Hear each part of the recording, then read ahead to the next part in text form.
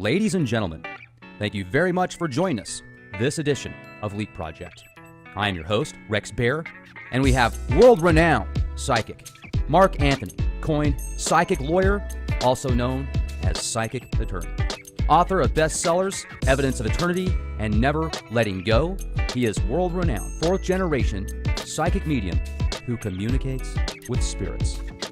Mark is an Oxford-educated attorney licensed to practice law in Florida, Washington, D.C., and before the United States Supreme Court.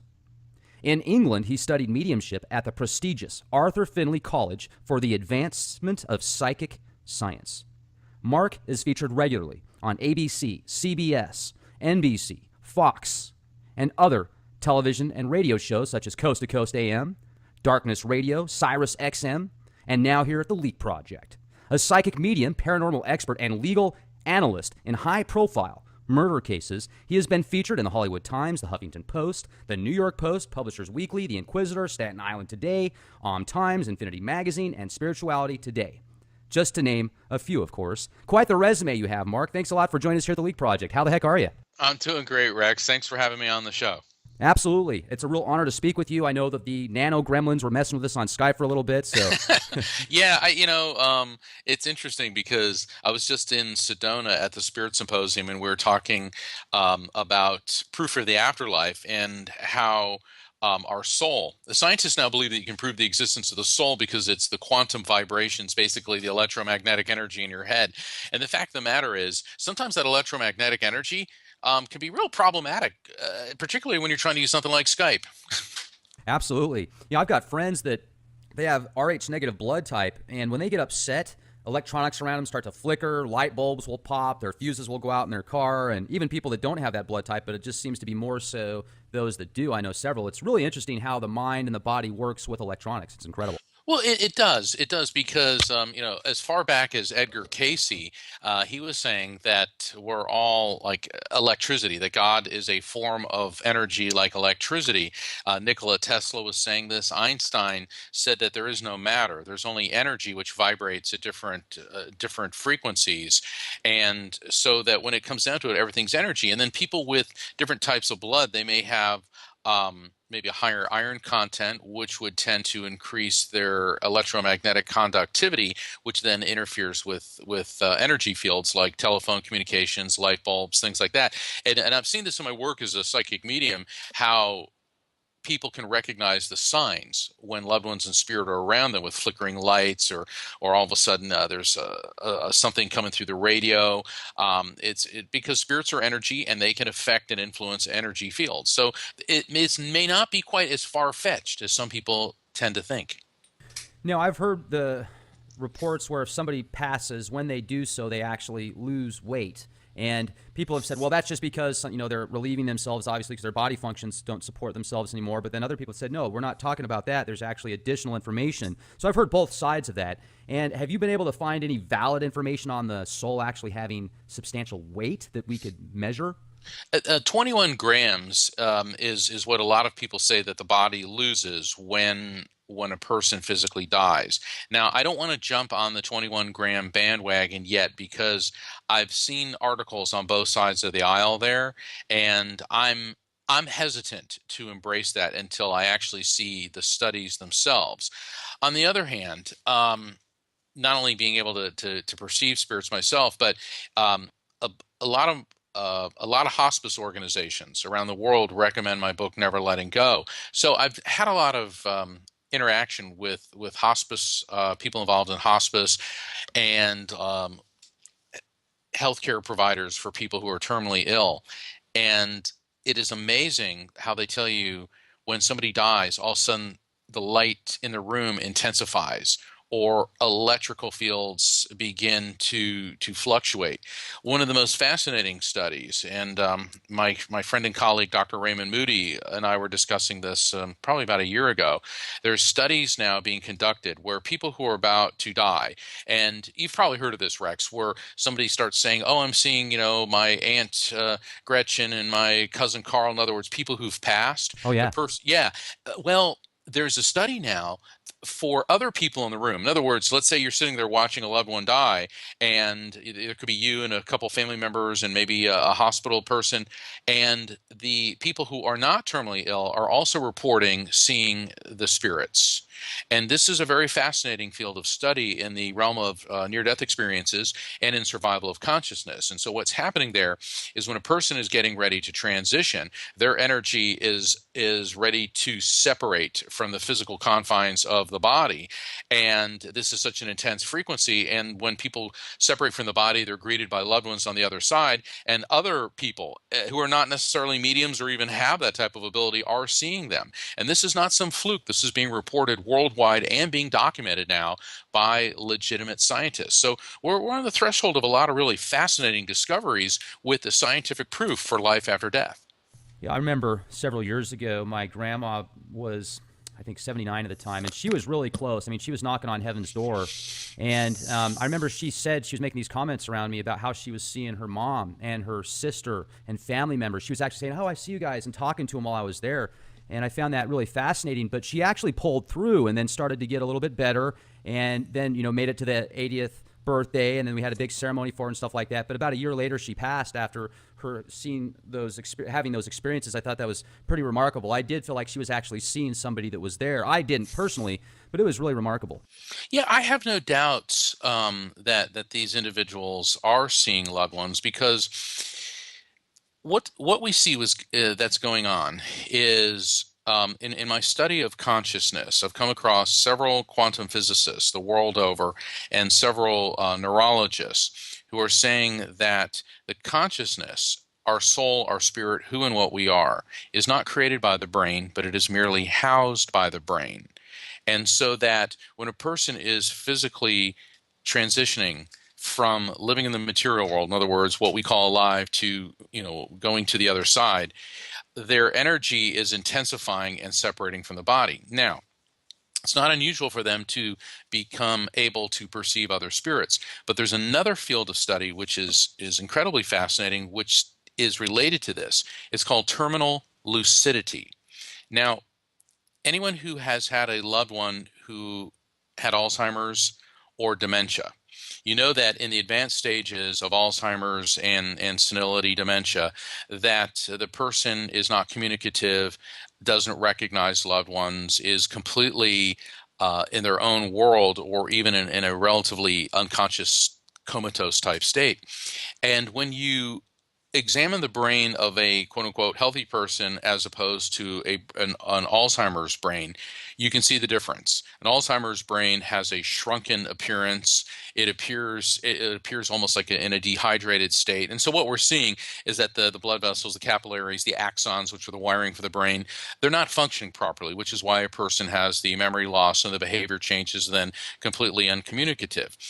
However, what has been noted is in several of these cases, just prior to the person physically dying, all of a sudden they open their eyes and they start saying coherent things. They recognize people around them. They may say, "I'm seeing my, Uncle Charlie coming to me from the other side." And they appear for a few moments to be perfectly mentally aware, alert, and awake. And here's the big controversy. If the brain is so badly damaged by the disease that it is incapable of doing this, how is it that this is happening?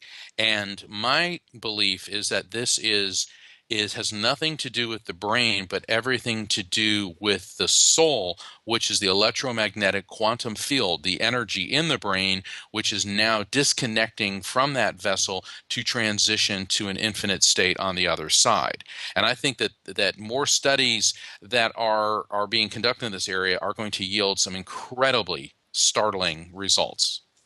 Now, when did you make contact with a spirit the first time? I was about four. I was about four. And around that time, I also had a near death experience. But mediumship, or the ability to perceive spirits, and people with psychic abilities, individuals who can discern things about people and places and future events, this runs in my family on both my mother's and father's side of the family. So it appears to be a genetic trait, not just with me, but a lot of the mediums and psychics that I know, there are a number of people in their families as well. So around 4, I start talking about seeing spirits and communicating with the other side. And my folks were really cool about it because they could see them too. And they would sit me down and they say, "Now, Mark, it's okay that you can do this, but just talk about it to us. Don't go around telling people I see dead people. Right. Because the reason for that is they didn't want me to be treated like I was weird or harmed. And in the case of my father's sister, she was treated horribly. She was a very highly developed psychic medium, and she was persecuted mercilessly throughout her life. And the history of mediumship is not a real happy one because religious people condemn us. People who are cynical don't believe us. I mean, in several Middle Eastern countries, people with my abilities are executed. I mean, to this day. So we've had a hard time, and a lot of people think that we're making it up and we're crazy and all this. But the fact of the matter is, people with these abilities have been documented since the dawn of recorded history. And many people of power, I mean, from Egyptian pharaohs to US presidents, have consulted on a regular basis with psychic mediums. Intelligence services use remote viewers, which is a psychic ability for people to use their consciousness to observe things across the street, across the world, even. So if it's all so crazy and full of bunk, then how come every major intelligence service in the world has psychics on staff? How come over 1/3 of U.S. presidents, including the current one, have consulted with psychics and mediums? I mean, we have always been there. It's just that until recently, we've kind of been in the closet, if you will. I've also noticed that not only there's a lot of times where people are very legit and they get ridiculed, and then those that are completely just doing it for the money and making stuff up, a lot of times they're the ones that are getting millions of people to jump on board. I find it fascinating the way that the human psyche works because, one of the things I like about the Leak Project, Mark, is I talk to people from all over the world on a variety of topics and get their truth. And I can tell by speaking with you that this is something that goes, multiple generations. And it makes me think about a family member that had some pretty cool abilities, but because of her religious beliefs, she wouldn't accept it. She would say, "No, I don't want to think this way. This is bad. This is from the devil." Yet it's all natural. It's just an ability that most people don't have, maybe because it's suppressed or just genetic. Yeah, well, there's a lot in what you just said. Let's take the religious aspects first. First off, I have no problem with religion because it's good to have faith. You need to have a belief system, and faith is and religion is a way for people to find a conduit to connect with God. But the problem with religion is when it goes from being about God, which is peace and love and understanding, to being about anger, bigotry, hatred, violence, and political objectives. Henceforth, something like, ISIL, or, the evangelical movement, or people who like to cast the first stone and completely do not act as Christians are supposed to act. Then it becomes an ego based activity. And ego is a me centered thing, and it's also an acronym, I believe, for edging God out when it becomes about you. And what religions become a business. And it's like, well, yes, there's only one way to God, and it's through our clerics and our dogma, and you have to contribute to us. And if you don't do what we tell you and how to get to God, then you will burn in hell. And so mediums and psychics are showing people that God is connected to all of us and that you can communicate with God, and you don't need a dogma or a church or a temple or anything else. And so therefore that creates a jealousy and a schism. And so over centuries, it's turned into, don't talk to those people because you need to come to us. And by the way, we want 10% of everything you make. And once again, religion is a good thing, but when it becomes all about ego and control, then you're getting away from God. Because the way I see it, Rex, is nothing spiritual, nothing godlike is controlling. It is guiding, it is about the light, and it is about love. It isn't about you have to do it this way or you're wrong, and because you're wrong, you will burn in a hell that we have created to scare you. And that's certainly a good way to control people, that fear factor. And that's why I think it's almost generational as well, because if your parents were raised a certain way, their parents, it's even tougher to break out of that paradigm.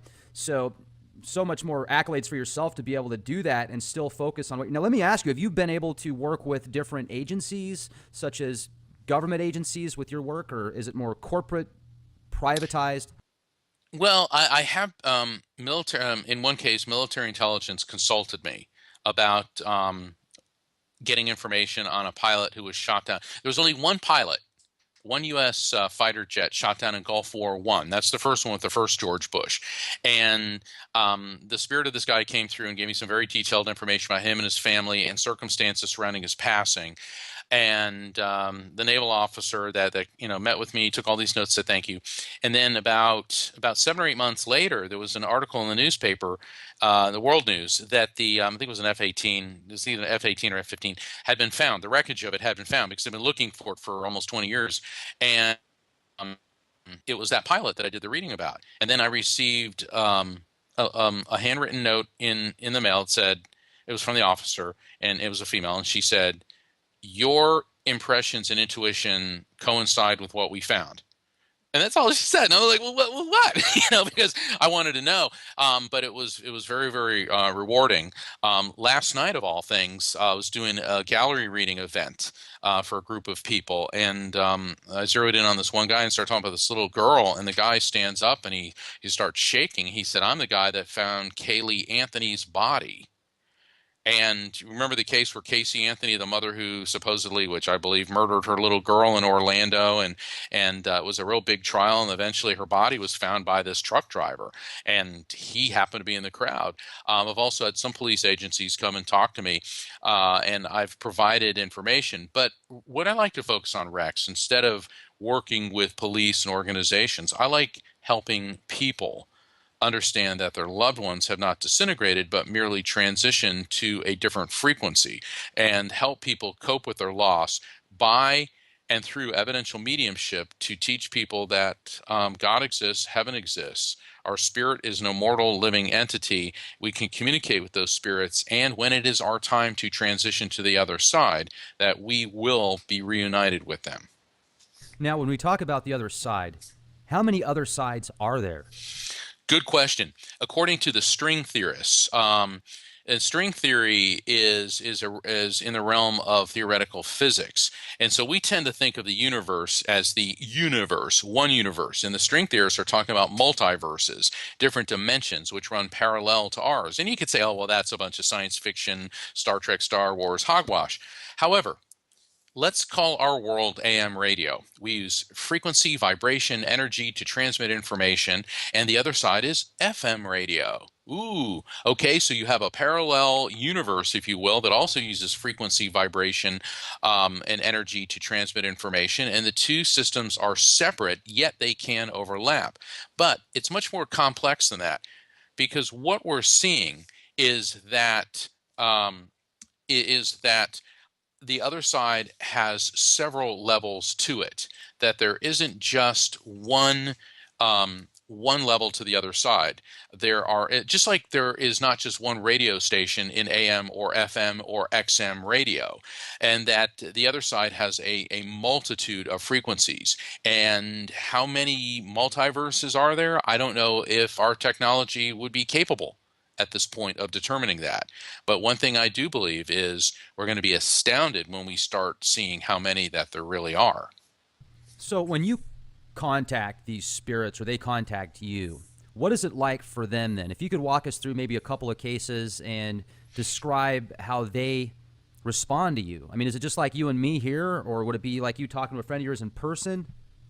Well, they tend to symbolize as opposed to verbalize, and it depends on the individual spirit, because we do maintain our individuality, although, and I go into this in great detail in Evidence of Eternity, which would take a lot longer for me to explain than we have here, but for the benefit of the listeners, when I communicate with a spirit, their energy field interacts with mine. So a spirit is a quantum field, an energy, and they emit waves of frequency to me. And those waves then go into my brain, okay, and then that impulse gets converted into recognizable concepts based on my memories, feelings, and cultural associations. So let me give an example everybody can relate to. Okay, Rex, I want you to think of this right now. The Eiffel Tower. Do you see it in your mind's eye? Oh, yeah. That's how I see spirits. They oftentimes appear as a vivid image, like a vivid memory. Now, I want you to taste chocolate. Can you think of how chocolate tastes right now? Yep. Okay, so spirits can transmit to me sensations. I may taste things like chocolate or a particular food. All right, now I want you to, since they just won the lawsuit, Do you hear Stairway to Heaven? Yep. All right, so that's how I can hear things too. But sometimes what happens is I was doing a reading recently, and I kept it was the lady. She's American, but she was born in Iran, and her first language is Farsi. And so her father came through, and I kept seeing an image of Benjamin Franklin, and I'm going, Benjamin Franklin. I go, well, that could be like a name like Ben or Frank or Benjamin. And she said, well, and she goes, oh my gosh. I go, what? She goes, my father's name was Bijan, which is the Farsi version of the name Benjamin. So his spirit was who didn't speak English. His spirit was transmitting to me a recognizable concept. He was trying to give me his name, but my brain was turning it into the name Benjamin. Okay, but his name was Bijan, which was the Iranian version of that. Does that make sense? Absolutely. Yeah. So it's really really interesting, and sometimes it's like you're playing charades with them. You have to be patient. I mean, I had a funny situation recently. I was doing a reading for this lady, and her husband came through, and all of a sudden I see the seven dwarves from the Snow White Disney movie, and I'm like, and I'm hearing hi ho, and then one of the dwarves in this vision walks over to me, and it's Sneezy, and Sneezy sneezes at me. So I'm explaining this to her, and of course she's like, really? And I said, yeah, and she said, well, my husband had a lot of allergies. And I said, okay. And then about 10 minutes later in the reading, she goes, wait a second. She goes, remember that seven dwarf thing? I go, yeah. She said, oh my God, it just dawned on me. About a year before my husband died, a group of our friends, we all dressed up for Halloween as the seven dwarfs. I go, and your husband? She goes, was Sneezy. So he was transmitting that shared memory. She didn't pick up on it right away. It required, which is not unusual because it requires some time to think about it. So messages can come in all, like they can come in tastes or smells or songs, visions, auditory. I mean, it's really fascinating. Have you ever wondered how they know that you're trying to communicate with them, or like what taps them into you? Apparently spirits can spot people who are capable of doing what I do, but I don't think it's quite that simplistic. Let me ask you this, Rex. Have you ever had a dream where a deceased loved one communicated with you and it seemed like a real contact Oh, yeah. experience? Absolutely.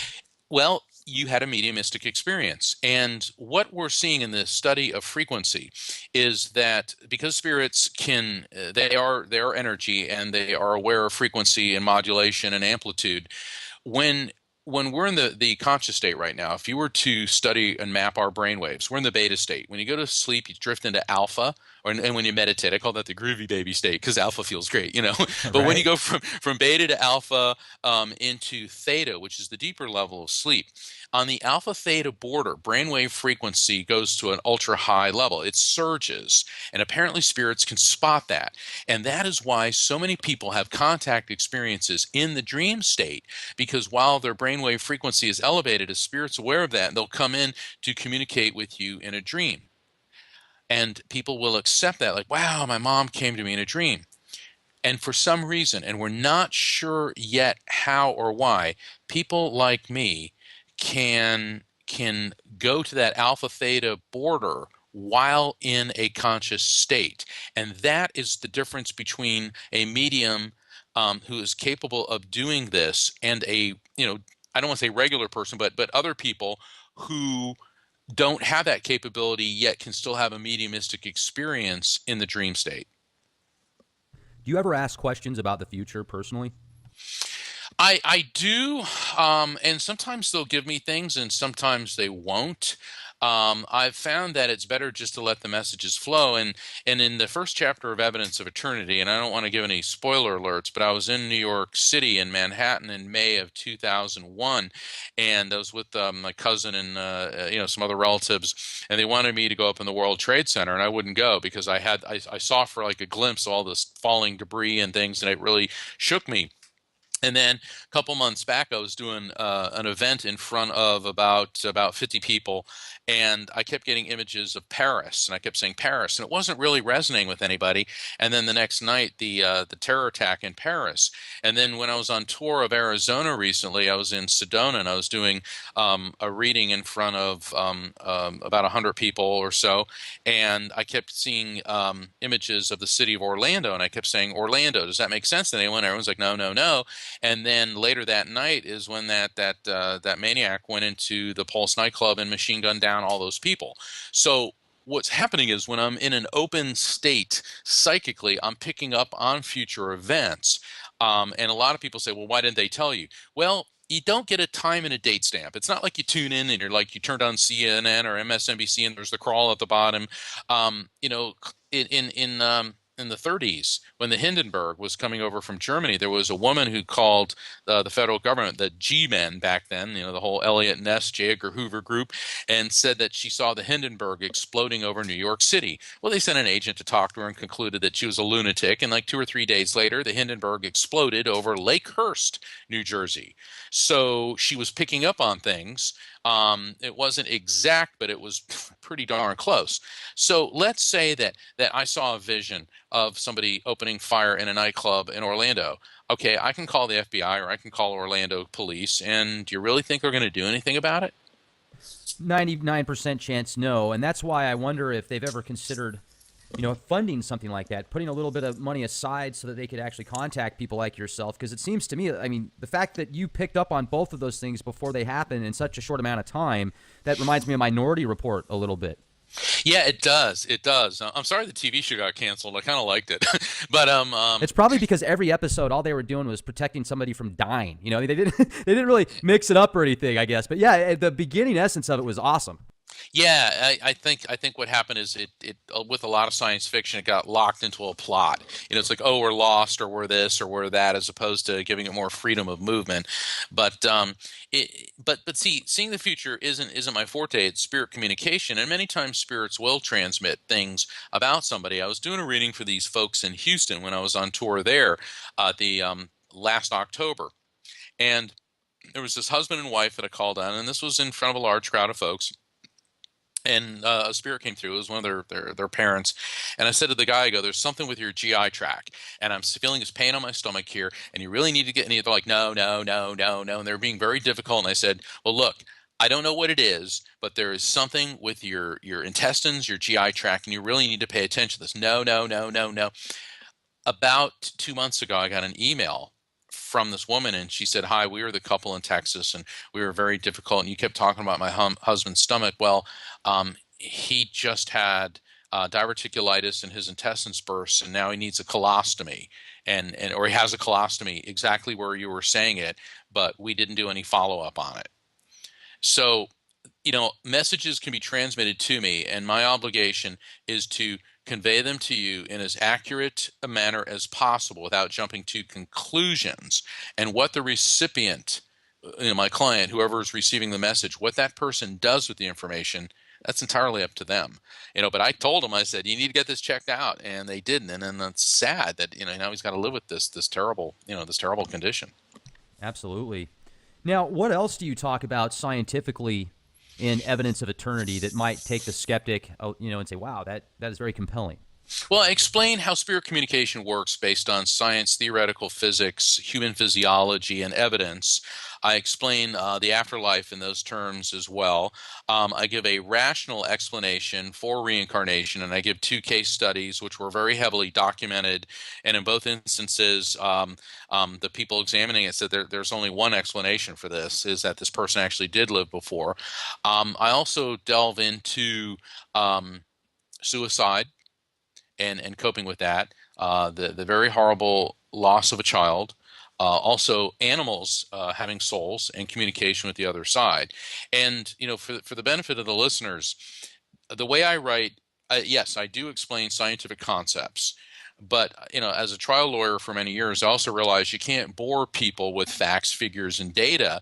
That it has to be illustrated. So the points that I make are, I then give an example from either history or from a reading that I did or something that they can relate to, so that evidence of eternity is story driven. In fact, I mean, it was nominated for a Pulitzer Prize, so somebody liked it, and actually tens of thousands of people the world over have liked it, and it's now in a couple different languages in addition to English. I've read a lot of the reviews, and even on Amazon, just certainly many praises. And I also noticed you put together another really good book as well, Never Letting Go. Never Letting Go is a guide on the journey through grief, and it helps people understand that life is everlasting, and it also gets you, when you're in that initial phase of grief where you're in a fog and you're numb and just inundated with pain and sadness. And it is a guide on the journey through grief. It's inspirational with messages of love and healing from the other side. Um, it teaches people how to recognize how their loved ones in spirit are near, and it provides examples of evidence of the afterlife. And so when I was on the Never Letting Go tour, and it's very it's so much an honor to see that hospices and grief counselors all over the world are recommending Never Letting Go. And I remember, Rex, about a month after I wrote, the book was released, I received a letter from Australia from this woman who was so depressed when her mother died that she was going to commit suicide until she read Never Letting Go. And I remember talking to my manager, my tour manager, about this, and I said, "Wow, if I only sold that one book, that was worth it." And then they started coming in by droves. I'm still getting letters and emails to that effect, and how Never Letting Go has helped people on their guide on their journey through grief. So when I was on the Never Letting Go tour, people started asking me questions about homicide and the other side, suicide, karma, reincarnation. How does this really work? Is there a scientific explanation for it? Is there any credible evidence for the afterlife? So I started compiling the most poignant questions that people were asking, and I just loved writing Evidence of Eternity because I got to use all the good research and study and everything that I've been working on my entire life to explain this in an easy to understand, uplifting, and enjoyable to read manner.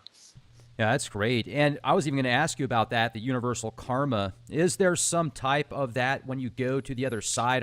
For example, hell, heaven. People think of heaven being anything from in the clouds with somebody that's got this really nice white robe on and a wonderful beard playing the harp with other angels. Some people think of heaven as being bliss and other opportunities. So let's talk about that if we could. And also the hell aspect. I mean, are there some real dark, dense energy levels as well where people are just like lurking, goblin-y?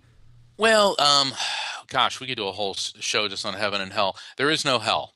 And I know that probably a lot of the guests you have on the show would disagree with me, but the archetypal hell with the guy running around with the pitchfork sticking in the butt and all that, that is a metaphor. Outside of Jerusalem, there's a valley known as Gehenna, and people who were criminals or who could not afford a proper burial in biblical and in pre-Christian times, their bodies were taken there and burned in sulfur pits, which were referred to as brimstone, ergo fire and brimstone. So it kind of became a Judean, a Jewish tradition that if you were evil or bad, you were cast into these pits, these fire and brimstone. And then as Christianity arose, that got incorporated into the thinking that if you're bad, you go into the fire and brimstone. And then, of course, when Islam came to the area, it got incorporated into that religion as well. And then when the Roman Empire, which governed the whole area, came into contact with the Germanic tribes and their gods, one of which was Loki. And for the folks that like, Marvel superheroes and all that, there's Oh, yeah. Thor and Loki. Well, Loki is the basis for Lucifer because he's the mischievous, evil underworld god. And so over centuries, this mishmash came until the Romans commandeered Christianity, and the Emperor Constantine ordered the Bible put into existence at the Council of Nicaea. And the imperial decree came out and said that Jesus is God and will return, but until he does, Constantine, Emperor of the Romans, it was his vicegerent representative on earth, equal to the apostles. And if you disobeyed the emperor, you would be cast into fire and brimstone, aka hell. So now, when this gave all the European monarchs after the Roman Empire fell apart the divine right of kings, also the fear-based religions that if you're bad, you go to hell. Now, for the people who are chomping at the bit and frothing at the mouth hearing me say this, hell does exist here on earth. Because when you lose a child, when you watch someone you love die of an incurable disease, when you yourself go through the horrific pains and horror of life, think about those poor people living under ISIL, okay, living under communist dictatorship in Tibet, okay, when the Chinese just obliterated Buddhism, people in this country who are dying of diseases and have no health care. I mean, you could go on and on and on. Hell is here on earth.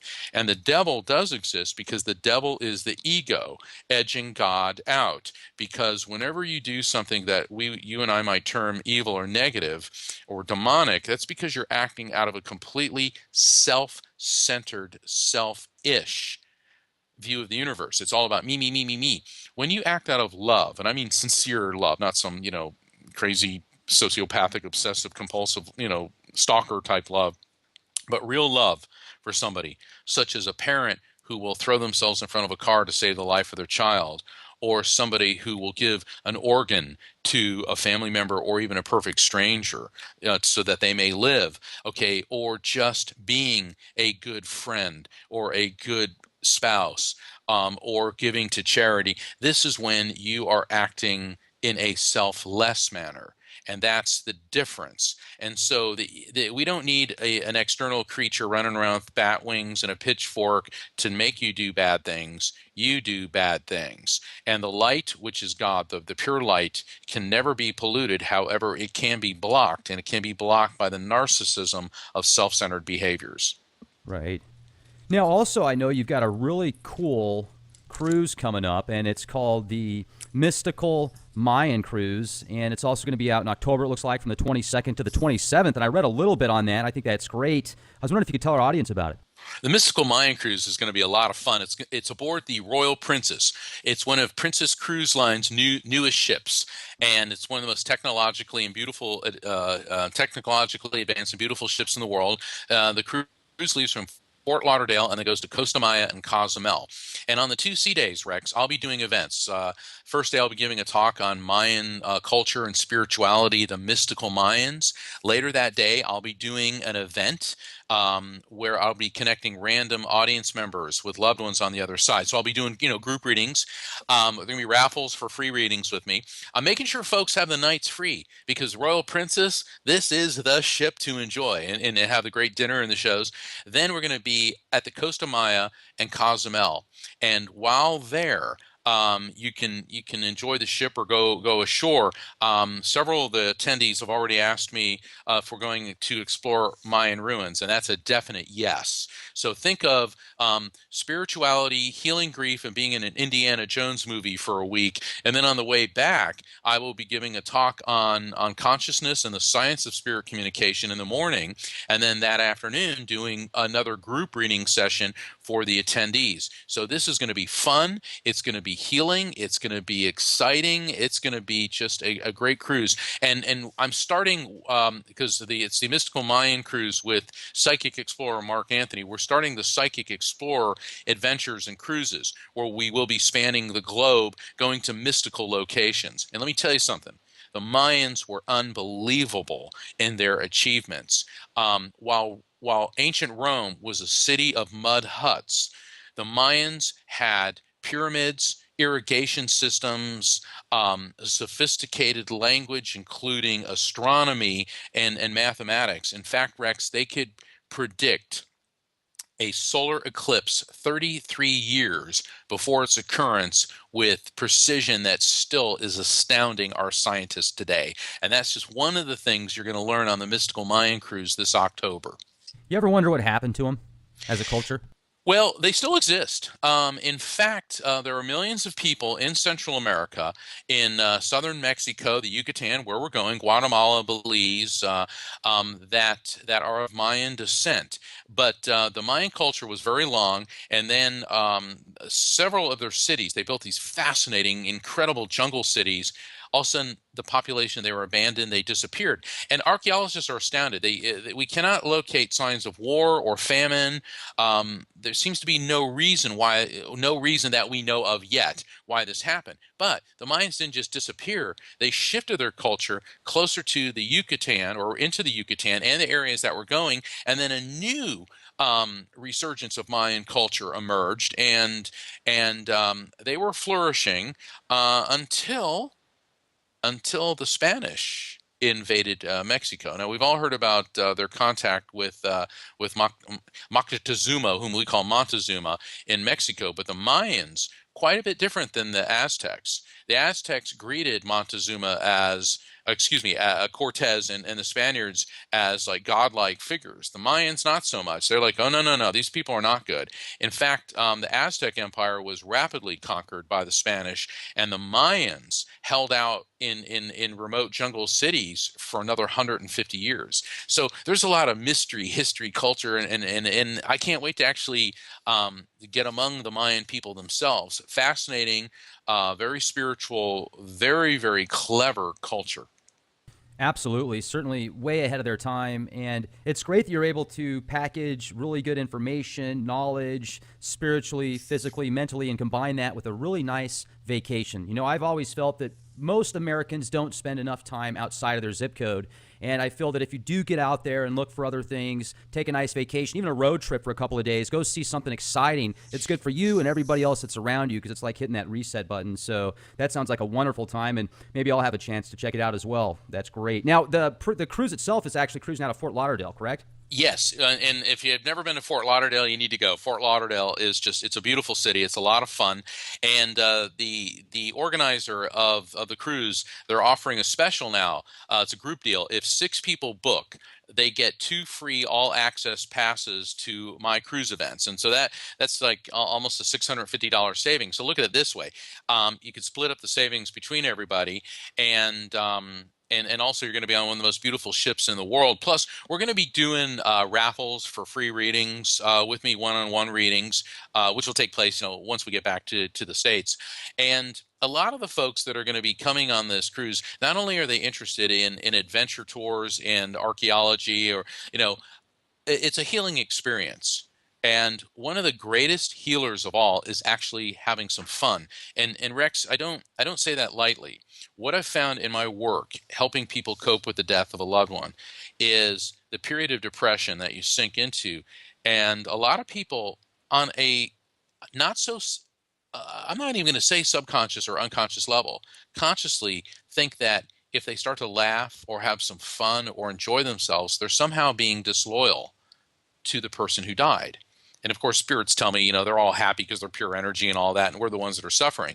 And the greatest healer of all is actually realizing that you can start to enjoy and have some fun with your life again. And, going on a luxurious, beautiful cruise ship, and the cabins are very, very reasonably priced. And now, the cruise organizer is offering a great deal on a group discount. This is the cruise for people who want to kind of do it all. Healing, fun, adventure, learn some things, and relax all at the same time. That's hard to do. Have there ever been any members of your family that have passed that you've made contact with? All the time, all the time. My mother, who was a medium, she and I were very close. I made contact with her very much. My godfather, I contact him. My father's sister, whom I never met on this side, but I see her quite a bit. My 2 best friends, really, really, difficult. I met one of my Billy when I was 11, and my friend Brad when I was 16. Those are lifelong friends, and they both died under tragic circumstances, and a couple of years ago. And so I do see people that I care about and that I love who come through to me, and it makes me feel so good. It makes me feel so good. It is so reassuring to know that people that we love do not disintegrate, but that they live on in this beautiful eternal state. I mean, do you ask them what it's like to be all energy? Can they just jump out into the solar system and fly past Jupiter? I mean, is Jupiter even there on the other side? Apparently they can, because I ask, I want to know, like, what's it like? And they're kind of like, well, it annoys me when they tell me you can't understand, because I'm like, oh, come on, that sounds too, but the response is we're pure energy, which is not something that you can really relate to. But they said we're constantly learning, expanding our awareness and consciousness, and it's all about growth and evolvement of the soul. And being one of them described, or more than one, several describe what it's like to be interconnected with everything everywhere and have this expanded consciousness. And I've been privileged on a number of occasions to where I say, well, what's it like? And they hit me with with what it's like to feel like they do. And Rex, I can handle it for maybe 5 seconds. And the way I describe it in Evidence of Eternity is like I'm a single copper wire now confronted with all of the electricity going through Manhattan, and it's overwhelming, and it's the most euphoric. My body feels like it's like my body is like non-existent, and I feel at peace and happy and exhilarated, and like there's all this wisdom. And then once that sensation passes, I'm drained and exhausted, because what it appears that's going on is my brainwave frequency is elevating a lot higher than we're used to running it, and it just wipes me out. But let me tell you something, Rex. If I could bottle this feeling and sell it, I'd put every drug dealer in the world out of business, because, man, this feels good. It feels good. You certainly described it as an amazing experience. I mean, But well, I have to, and let me preface my last comments with this, because there may be folks who are listening to your show who are going through a lot of really difficult things in their life, and may even be thinking about terminating their life. And I am in no way encouraging anyone to cut their life short. And suicide's a big topic for a lot of people. One of my best friends, Billy, committed suicide, so it has hit home for me. I believe one of my cousins committed suicide, and this is a very personal thing for all of us. And I never encourage anyone to go that route. If you feel that you're alone and that nobody cares, well, there are people who care 24 hours a day on National Suicide Hotline. They're there for you. So yes, the other side's wonderful and all that, but we're here in the material world for reasons that are not always readily apparent to us. And every day we're alive is a privilege, although many days it doesn't feel that way. And we're supposed to go through this hell. You have to go through hell before you get to heaven, and learn the lessons and encounter the things. So if you are at wit's end, realize there are people 24/7 who do care and who are only a phone call away. those are some great words to leave with, Mark. And yeah, this is just a boot camp for us, guys. If you're out there struggling, just realize every single day you're going to learn something new, and we are here for learning experience. So I would recommend going to evidenceofeternity.com, check out Mark's books, and also that really cool cruise is coming up here soon. If you have a chance to take a nice little vacation, I would strongly recommend checking that out. Also, go to leakproject.com. You'll have access to exclusive content. If you become a member with us there, you'll have access to more content, and we add sometimes 3 or 4 shows a day. So stay safe, folks, and be the change you want to see. This is Rex Bear. Good night.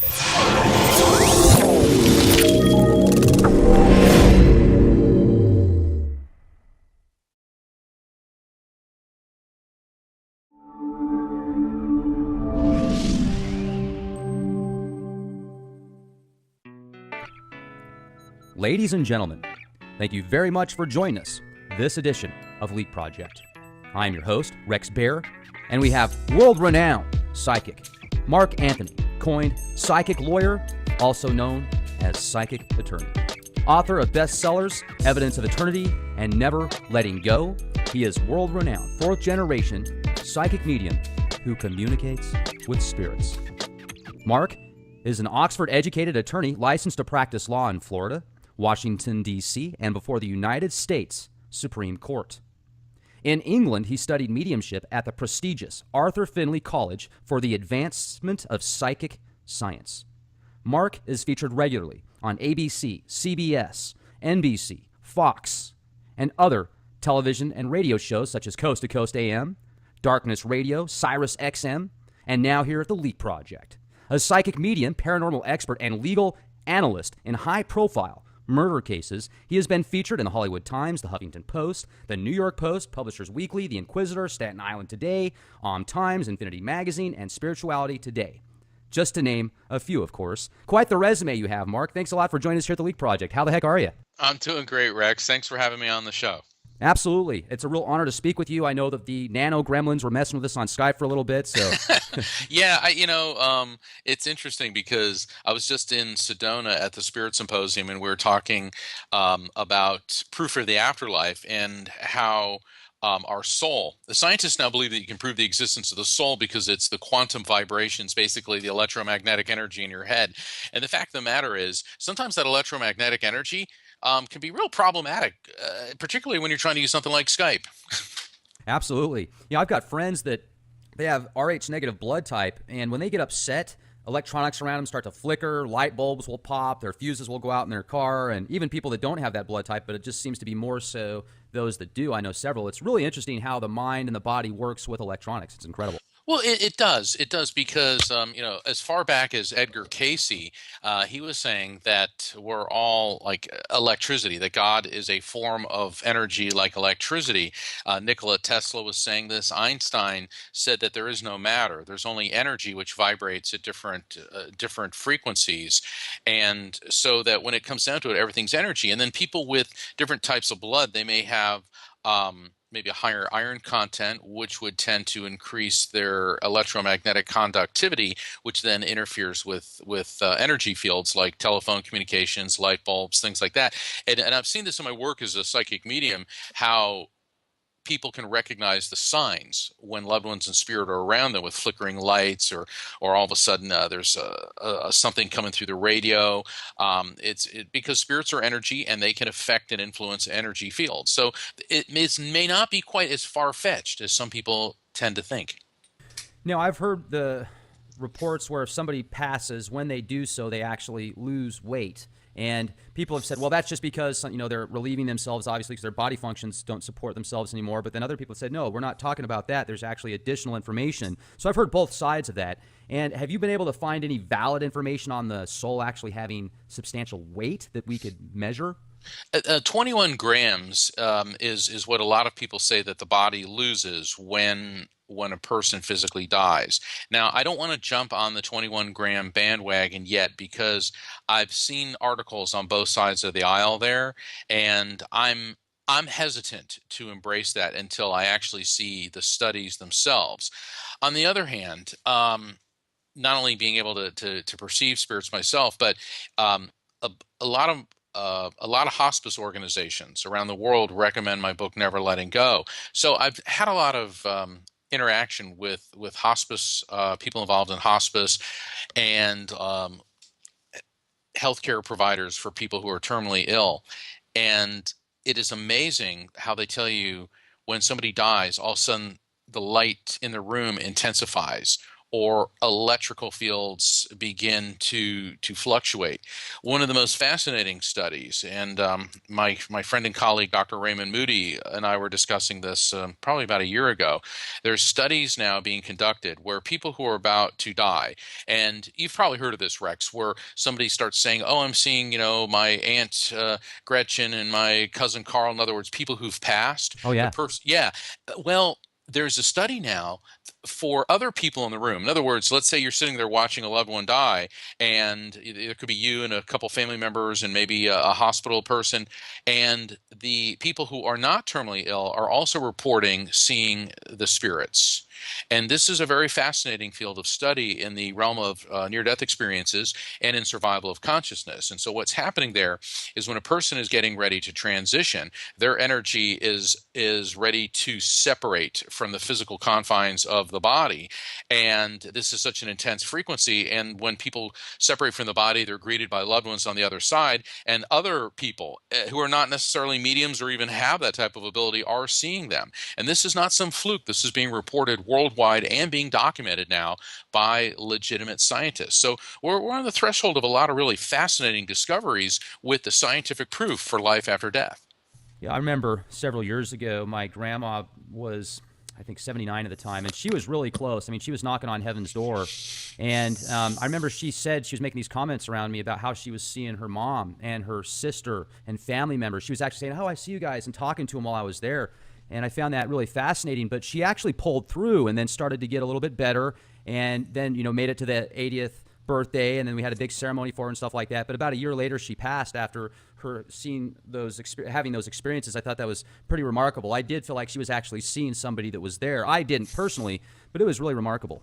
Yeah, I have no doubts that these individuals are seeing loved ones, because what we see was that's going on is in my study of consciousness, I've come across several quantum physicists the world over and several neurologists who are saying that the consciousness, our soul, our spirit, who and what we are, is not created by the brain, but it is merely housed by the brain.